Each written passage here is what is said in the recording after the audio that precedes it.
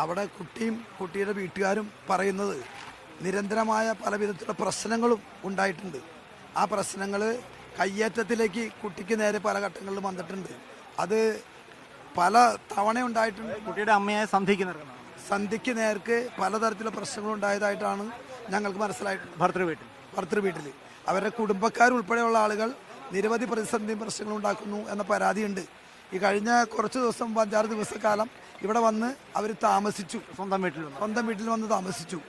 അതുപോലെ തന്നെ ഇപ്പോൾ ഭർത്താവ് വന്ന് അവിടെ സംസാരിക്കുമ്പോൾ ഭർത്താവിനോട് ചോദിക്കുന്നത് ഞാൻ കേട്ടു, നിങ്ങൾ ഇത്തരം പ്രശ്നങ്ങൾ ഉണ്ടാക്കി എൻ്റെ മോള് മരിക്കുന്നതിനിടെ വന്ന സാഹചര്യം ഉണ്ടായി, ഇനി എന്നെയും കൊല്ലാൻ വേണ്ടിയാണോ വന്നേക്കണേ ചോദിക്കണേന്നും പറഞ്ഞ് അവിടെ നിന്ന് ജീപ്പിലിരുന്ന് വയലൻ്റായി ചീത്ത പറഞ്ഞ് ഞാൻ കേട്ടു.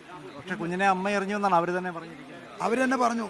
കുഞ്ഞിനെ മുഴുക്കുളത്ത് വന്ന് ബസ് ഇറങ്ങി വന്ന് കൊണ്ടുവന്ന് പാലത്തുമേന്ന് പുഴയിലേക്ക് എറിയാണ് ചെയ്തതെന്നുള്ളത് പറഞ്ഞിട്ടുണ്ട്.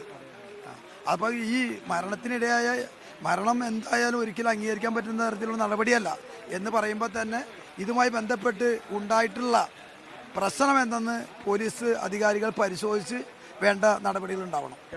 പോലീസിൽ പരാതി കൊടുക്കുന്നതടക്കമുള്ള കാര്യങ്ങൾ കുടുംബമായിട്ട് ആലോചിച്ച് വേണ്ടത് ചെയ്യും. എൻ്റെ ഒരു സഹോദരിയുടെ മകളാണ്. നേരിട്ട് സഹോദരിയല്ല, ഞങ്ങൾ കുടുംബത്തിൽ സഹോദരി. കാര്യങ്ങൾ അറിയാവുന്ന എല്ലാം എനിക്ക് അറിയാവുന്ന കാര്യങ്ങളാണ്.